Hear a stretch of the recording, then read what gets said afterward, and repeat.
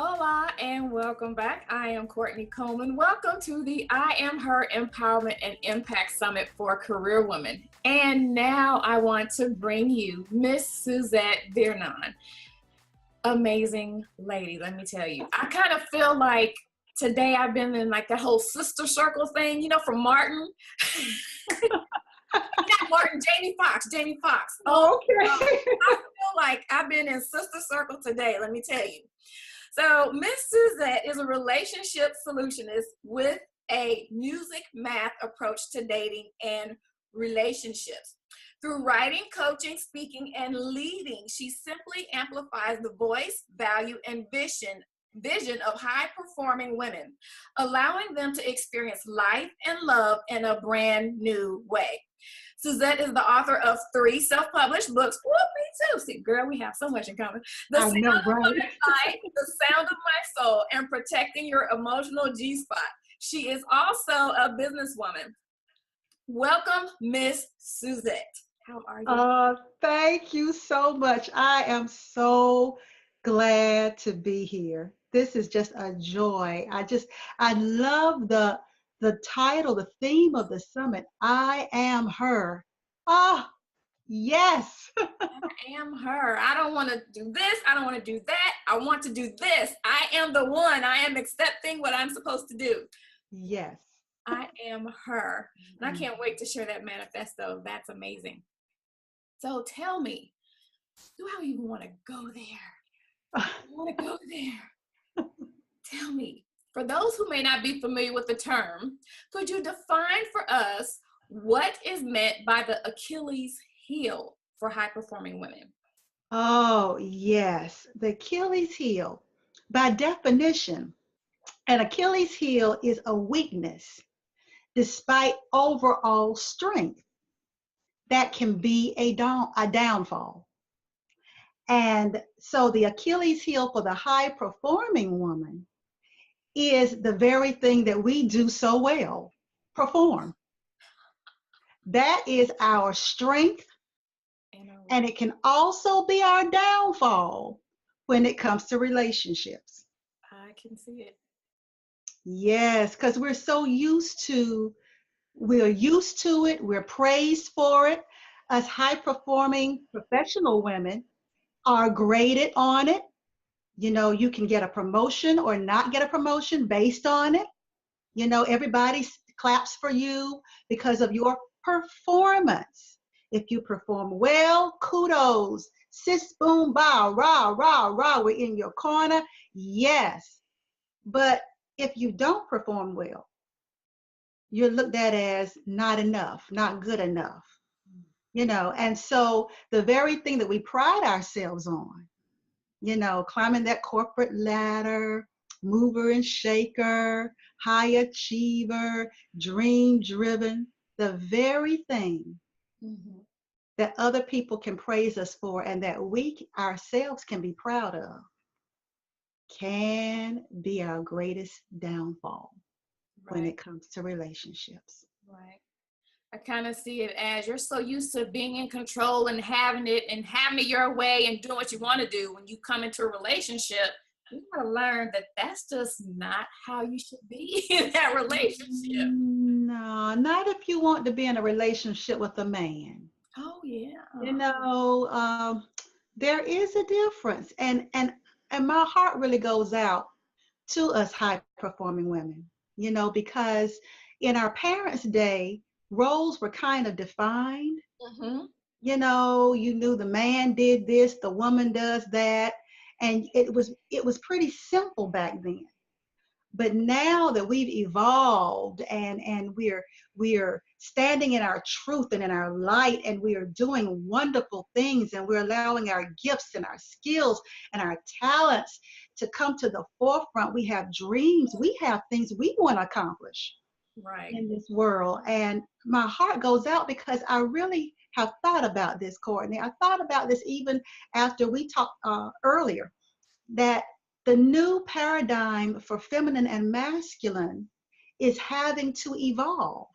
Yeah, And the growing pains are tough they are.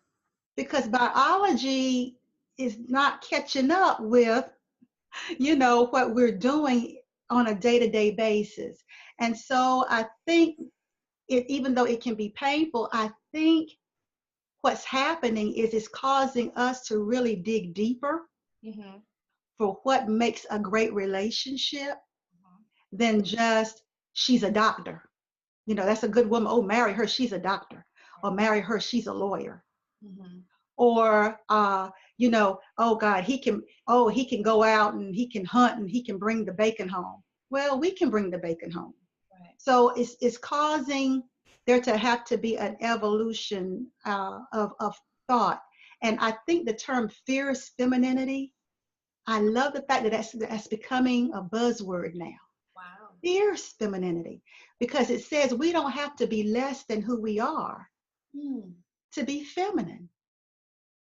That's a Now, it does take a little bit of thought, though, especially for us high performing women, because we're used to being in our masculine energy.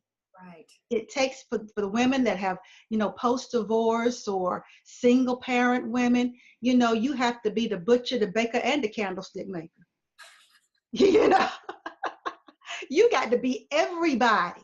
Yeah. And it takes a lot of masculine energy to push yourself to go when you don't want to go. Yeah. To push yourself to wear two hats.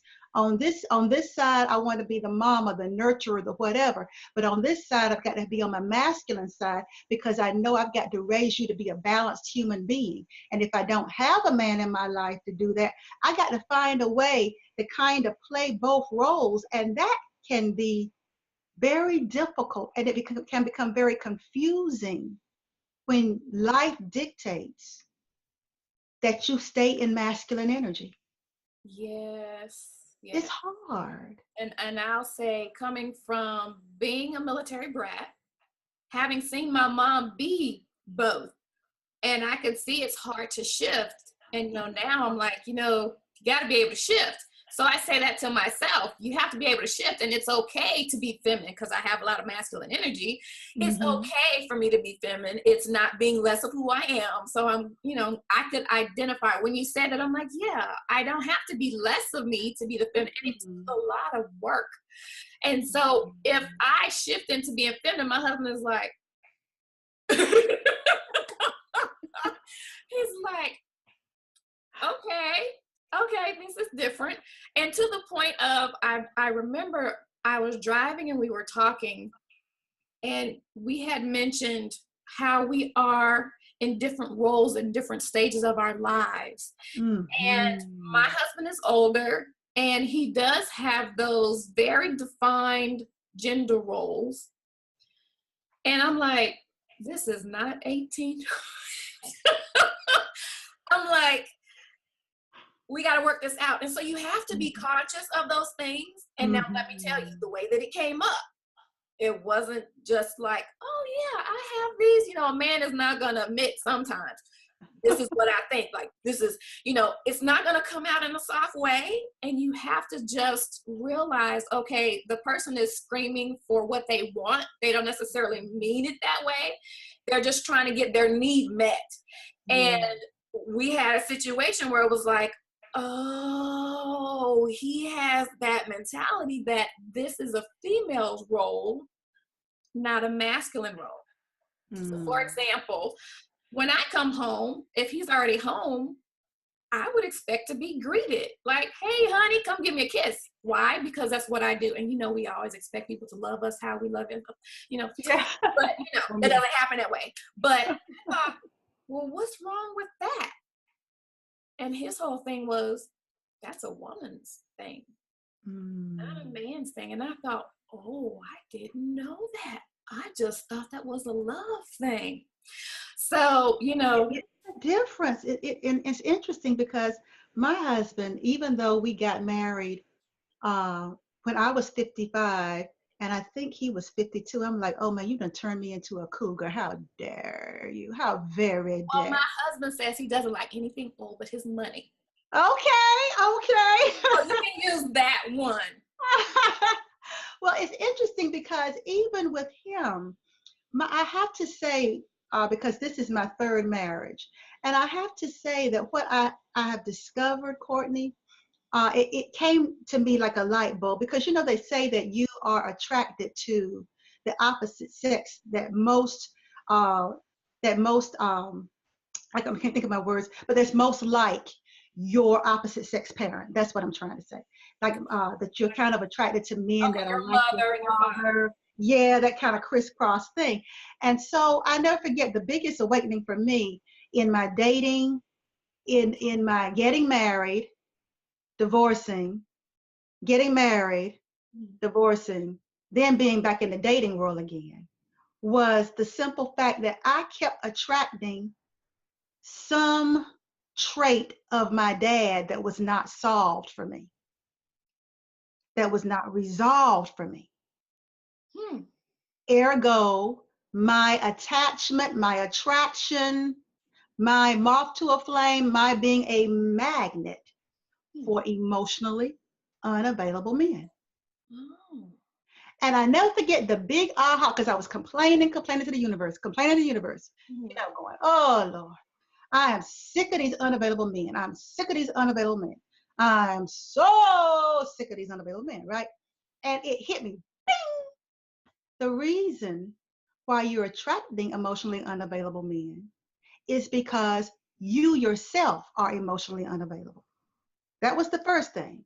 The second thing was you've got to retrain yourself, because only your mama could be happy with your daddy. That's true.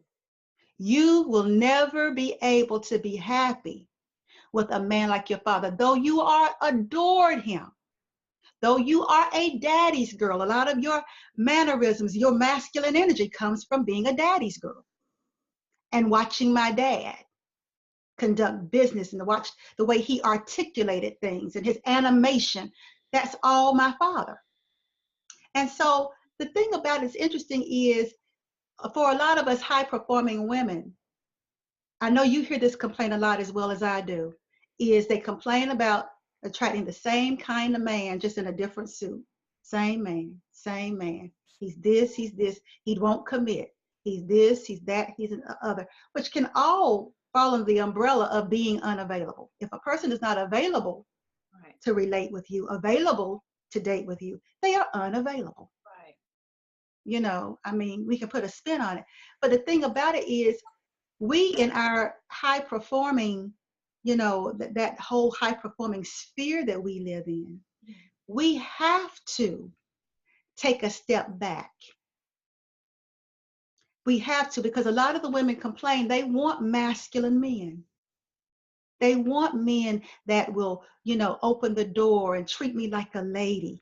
They want a man that will pursue them. They want that. We high performing women, we want it. We think it's wonderful. But what I had to learn was something that a guy put very blunt.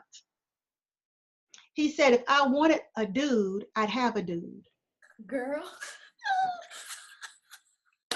talk about what people don't talk about. When we got married, my husband says, you're going to have to put your balls on the shelf. Because he tells me, I don't want another man, so don't talk to me. Don't how when, I can talk to my girlfriends, and then if I get upset, then I'm all like, he's like, yeah, your voice, and was like, if I wanted a man, I'd go be with a man. I don't want a man, I want a woman. Exactly. You have to make conscious efforts to be that. And it's not that I'm less of who I am, but I just want to make sure that I'm still who he wants.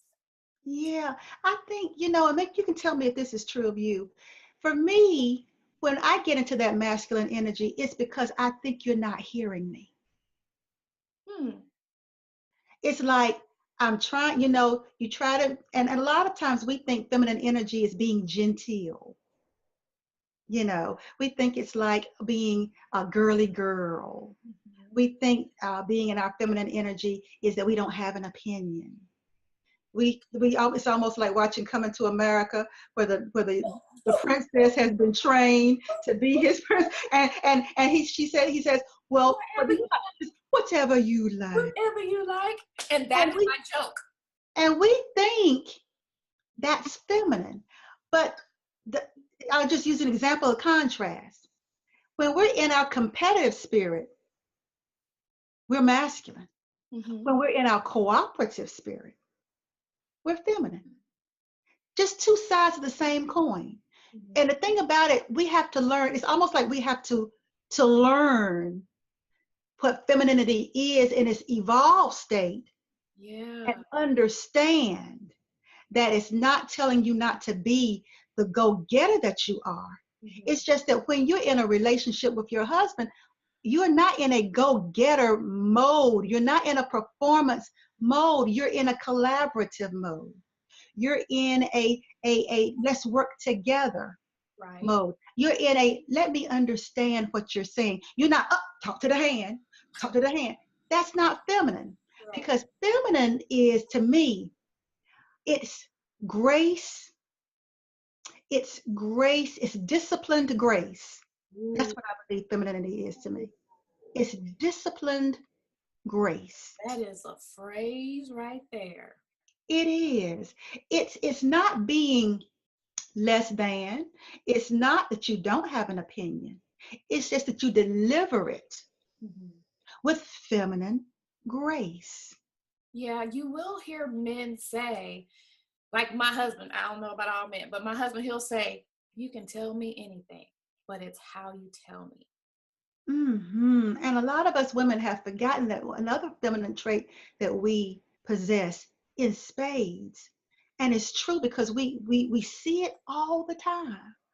But somehow or another, I think sometimes we play it cheap, especially when we're in that battle of the sexes or that tug of war in our relationships. We feel like we're in a tug of war. We're fighting to be heard. We're fighting to be respected. We're fighting to be taken seriously. I think we've forgotten one of the things that some of our mothers who have been with our fathers for a while learned, and that was our greatest power. It is the power to influence. Yeah. I'm telling you, it's almost like I can go down in the kitchen and say to my husband, "Oh God, you, baby, you are the worst when it comes to washing dishes. There's still grease on this pan. There's still this, and I mean, I, I appreciate the fact that you wash the dishes, but baby, I mean, look at the grease on this plate. And see, a lot of us high performing will do it.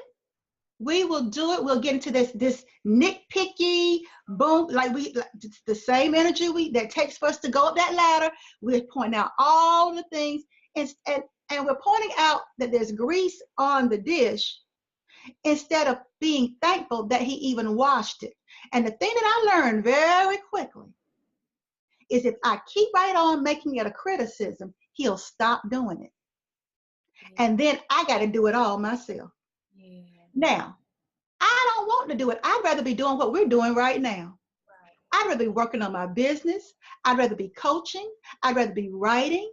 I'd rather be doing those things than to be downstairs washing dishes all the time.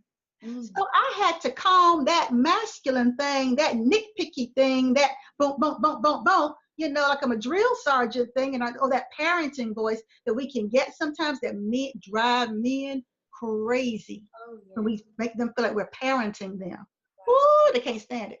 And I had to learn very quick, fast, and in a hurry to be able to say to my husband, baby, thank you. Thank you. I know you don't wash them like I do. I know I can be, that bookkeeper part of me really can come on out, because my mom, she used to do that test where she would rub across the plate to make sure it would squeak. And that's kind of in me. But you know what? I appreciate you doing this. I appreciate the effort that you make. I appreciate how you do it. And I'm learning that the more I do it, he starts observing how I do it. The more I praise him for how he does it, he starts observing.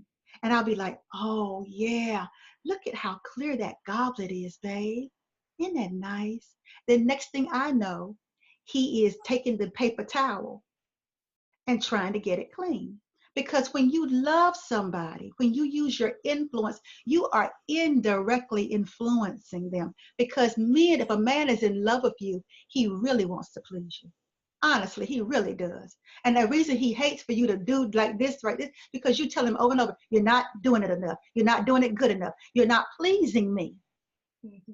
And I think we high performing women, we have to learn something Steve Harvey said that pissed quite a few ladies off. He said, ladies, you all have forgotten how to be ladies. Oh, wow. And I didn't quite like it, but then I sat back and thought about it. And I said, well, you know, when I'm in my masculine energy all the time, you do forget Mm-hmm. how to be feminine. Then I thought about, when do you feel the most feminine? That's a good When do you feel the most? It's when you're in love. A woman in love, I don't care how many people she has to, you know, how much traffic she has to direct, how many, you know, people she has under her, how much responsibility she's got. When she's in love, there is a musicality to her. There is a glow to her.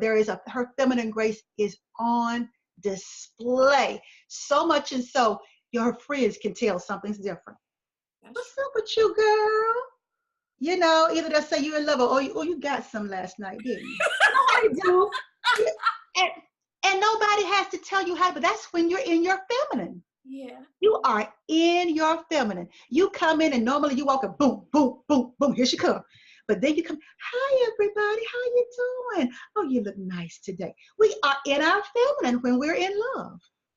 We're in our feminine when our children draw us a little, make us a little card in school, and they bring it home with all the little crayons and all the little stuff, and we can't tell what that thing is, but they show it to us, and we go, oh, that's so sweet. We don't say, well, you shouldn't have used that color. We don't do that to our kids. We say, oh, that's so sweet. And our men, don't tell my husband I told you. But men are big kids. They like hearing, oh, baby, you're so sweet. Oh, honey, that was so thoughtful. And it's so easy for us to forget that. But I've learned when you can be in that power of influence, when you know how to stay in your lane, Oh, when you get home, you get in your lane, that power of influence, then it becomes like a dance. It's not no longer a competition. It becomes a dance where he leads sometimes, and then you lead sometimes, and then he leads sometimes. You know, it's a beautiful dance. And so we high performing women have to get back in touch right. with the music, our heart song, Mm-hmm. that thing, that musicality. We have to get back in contact with that, especially if we want to attract men, manly men. And I'll say this, one of the things I hear a lot, not just from single women, but from married women that are high performers, is I do this, I do that, I do this, and I can't get my husband to do. Well, I do this so he doesn't have to do it. I take care of the kids so he doesn't have to do it. I make sure this is done so he doesn't have to do it. And I don't understand why, when I ask him to do one thing, he doesn't want to do it. I hear that often. And I listen to them and I say, oh my goodness, sweetheart. Oh my goodness. One of the things that you don't know about men is when you do everything for them, they feel like there's nothing for them to do They have no because purpose. they're programmed to work. And a lot of these women that are they're bringing home the bacon, they're cooking it, they're helping the children with the homework, and all these things they do. And they think when their husband is not as he doesn't pay them as much attention, they need to do more. They need to do more, or they point out, I've done all these things for you. Why come you don't want to take me out to dinner? Why is it that we never go anywhere? Why is it that you don't want to ever help me? Why is it? And I think about it's because you're doing everything. You're in masculine energy. You're doing everything. You're leaving nothing for him to do but to be passive. Right. And so it's taking an evolution. And what is it? The Bible says something about a wise woman builds her house or something to that effect. It takes wisdom, high performing women. No, it's not somebody trying to tell you to be something different. Mm-hmm. We're just trying to tell you to reach more deeply into your soul, into your femininity, and reach into that wise part of you, not to manipulate a man, but to pay attention, to listen, to let him teach you who he is instead of trying to tell him who he ought to be. That's a good one. We're in that masculine energy all the time. And it really takes a lot of, in the beginning, you have to really, like you said, really be conscious of it. Mm-hmm. And it's hard in the beginning, but the more you practice it, Right. like anything else, it starts becoming second nature because it's already in it. So all it does is it flips the switch back on because it's already there. It never went anywhere. It's Right. just that you just got to practice until it meets again and you start, it's like, you know. So that's the Achilles heel, you Wow. know. That's the Achilles heel, the very thing that we pride ourselves on in our relationships can be a point of contention, Mm-hmm. heads bumping. Mm-hmm. Somebody's got to be in a cooperative role. And I'm not saying that a woman has to be in the feminine all the time, Right. because I'm telling you, when my husband is going down the street, he knows I got his back just like he's got mine. Right. And if we're going down the street and some guy stepped to me wrong, I like the fact that my husband, as mild mannered as he is normally, will break his foot off. If Mm-hmm. off, Yeah. how they say, I'm not going to say the whole phrase, but Yeah. he'll step to a man in a heartbeat who disrespects me. Right. Likewise, if anybody says something off about him, he doesn't have to say nothing. I'll be like, no, no, no, no, my husband isn't like that. No, no, that's not true. My husband is this, this, this, and he's not henpecked. You Mm-hmm. know, I have his back. I have his back because sometimes family dynamics can be the biggest thing. Mm-hmm. Family is used to seeing you in a certain light, and sometimes family can be kind of manipulative sometimes. They can be used to having you on their terms and knowing what buttons to push to get you to do what they want you to do, whether you want to do it or not. Right. And even when it comes to family, I've got his back. I've got his back. If it's our special day and we are in agreement that's our special day, I have trained my family that Wednesdays they know, don't call me on Wednesdays. That's me and my husband's special day. So that part of saying, look, just this far, no further, it comes in handy. So sometimes I'm in my masculine energy, and sometimes I'm in my feminine energy, but it's a dance. Right. It's a dance. And I know when I want him to sweep me up and put some heavy duty loving on me, I back it up and I'm just kind of more like, you know, and you just kind of in that feminine thing, the little shoulder. Isn't it amazing the things that turn men on? I mean, just this right here, a little. Or the way you pat your foot, or just my finger on my face right now. My husband ready to jump right across this computer. And that's how powerful we are, ladies. I hope you're getting this. You are so powerful. So, You are so powerful in your feminine energy. You are. so when you were talking about it's a dance, I got the whole picture of a couple. You know how you go learn how to dance, and I ain't talking about backing it up, but when you learn how to dance, the instructor tells you, the man leads.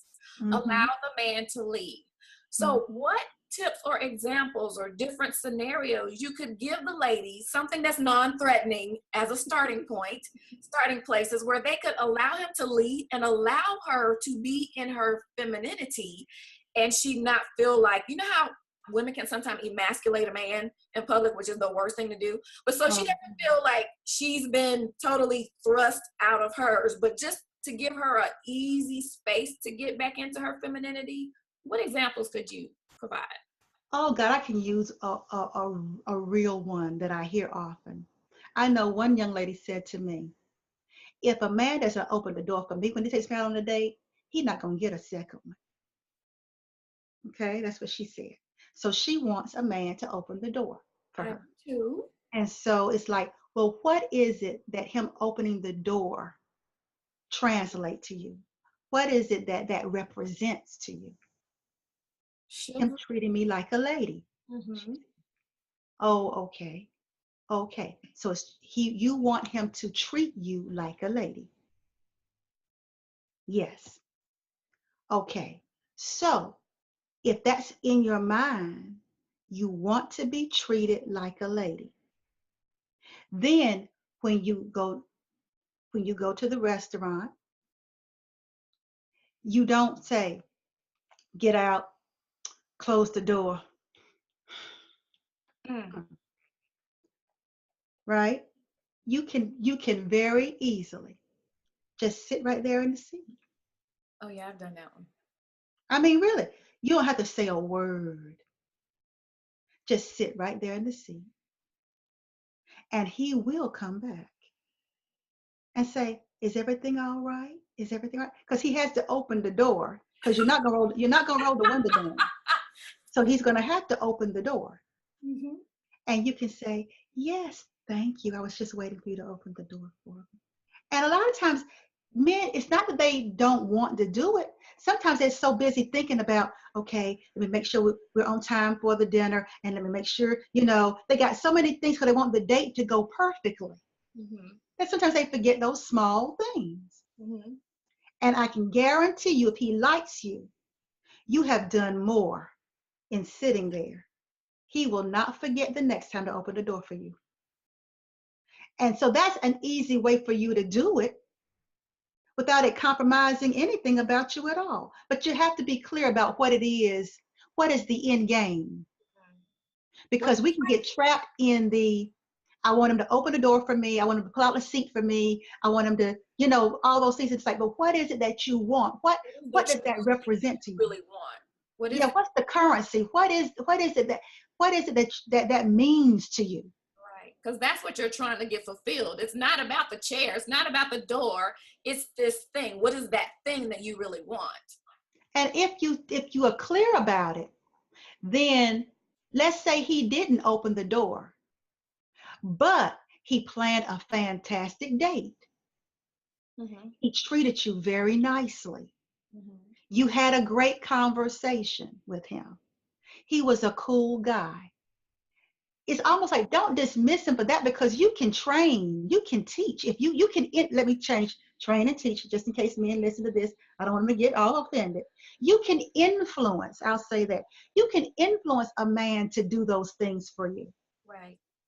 But what you want to really concentrate on is how did you feel Mm-hmm. throughout the date or throughout the interaction.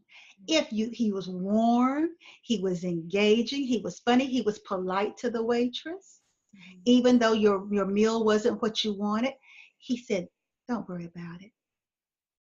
I'm sorry, but she likes something different. Could you do that for her? Thank you." That you look at all those other things, and when you look at all those other things, you say, "Okay, I can influence the opening the door. I can influence the pulling my chair out. But I got to see what I'm working with. If he's got good character, then I can influence him in other areas. Because we get really into those things, and a lot of times at our age, and I'm thinking most of the women listening are over 30. Oh, yeah. Men a lot of times have dated enough to become good at dating. Some men are just good at dating. Hmm. They might do everything right and just be good at dating, but it takes a while to find out if he's got good character, if he's got the Correct. capacity for a woman like you. So, I think that's a good example. The sitting, and he will come back. And if he doesn't come back, or he comes back and he's like, "You women, y'all kill me with this stuff. You want a man to do this, you want a man to do that, and then you want him to open the door." Then he's just not the right man. Right. Right. That's just it. Not the right one. That's it. And then after the great dinner, you still have the second opportunity because you acted like a lady during dinner to stand at the door and wait for him to open the door. Exactly. Exactly. Because my husband, it was so interesting. He was a door opener, But then when we arrived at the place, I would open the door and get out. Mm-hmm. He'd open it initially, but then I'd open the door and get out. And after a while, I caught myself and I was like, do you want me to open the door for you? Sometimes it doesn't matter, Mm-hmm. but other times when we're going on an official date, it does matter. And so it's then that I'll just kind of like, I'll sit in the car and just kind of do this little number right here. That's his clue. Honey. And he'll be like, and when he opens the door, he'll be like, oh, excuse me. Let me let this lovely lady. And then I just kind of, how you flashed a little bit of leg as you're getting out with your, honey. He'll open doors. He will do cartwheels. I'm telling you. And for the ladies listening, I don't want you to think it's manipulation. It's not. It's just you being feminine. Right. It's just you. Just the rhythm, the softness, Yeah. It's just you. It's you if you were to feel sexy. Mm-hmm. It's you. It's the you when you're in love. Nobody says, well, you're manipulating. It's the energy of it. It's the intention of it. It's the joy of knowing you can influence a man to do cartwheels if you want him to. Mm-hmm. And with great power comes great responsibility. Yeah. And I think when we really understand the power of our femininity, what is it? The face that launched 1,000 ships, Helen of Troy, just her beauty. I mean, there's so many things that we have going for us that, really? And if we just understand what makes us enough, right. It's not the things we work so hard for, it's who we are. Mm-hmm. It's who we are. That's amazing. Well, is there any offering that you have for these ladies so that they can get more in learning how to do their dance with themselves so that they can let the man lead? Oh, most definitely. It's my audio called Take Your Heart Back. Oh, wow. Take Your Heart Back. It's a free download, ladies. And that audio is for those of us who say, I haven't gotten closure. The reason why I'm stuck is because I never got closure. Okay. Or for women who feel that they went through a traumatic experience in their relationship and they haven't been able to get over it. You know how sometimes you can talk to women and you ask them about relationships and they start telling you about John Doe back here and I made up my mind that after I got out of this, I was not going to ever let a man, and whenever whoever that person is that hurt us, still has our heart. If we keep pointing back to that person still has our heart. And this audio tells you, take your heart back, because you should never leave your heart in the hands of somebody who does not deserve it. Very true. You have the ability. You have the responsibility to heal your own heart. And you don't need a man to do it. So the audio is Take Your Heart Back. That's awesome. Your heart back. So how do they get it? I'm going to put it in for the resources, but how do they get it? Is it from your website or? Yes. And you'll have the link, but it is www.suzettesolutions.com/ and I think it's your free gift is what it says. Okay. But I'm sure Kourtney will have the link just in case for whatever reason it's not exactly that. But yeah, Take Your Heart Back. That's awesome. Thank you. Well, this has been amazing. Another great conversation. I love it. Yes. It has been a joy. Yes, it has. So thank you for sharing, and I can't wait to stay in touch. And wow. So, but I will make sure that they get that link so that they can take their heart back and heal and make sure they're ready, not only for themselves to love themselves and be more feminine, so that when they are ready for the next person, they can be their whole self and ready for the new person. Yes, their whole self. Because, hey, your heart is yours. Yeah. It's yours. It was given to you for safekeeping, and nobody can take care of it like you. That's true. Nobody can. That's true. Well, thank you so much. And I will be back with our next interview with our next lovely guest. So until next time, stay true to the real you. I'm Kourtney Coleman. Bye. Goodbye.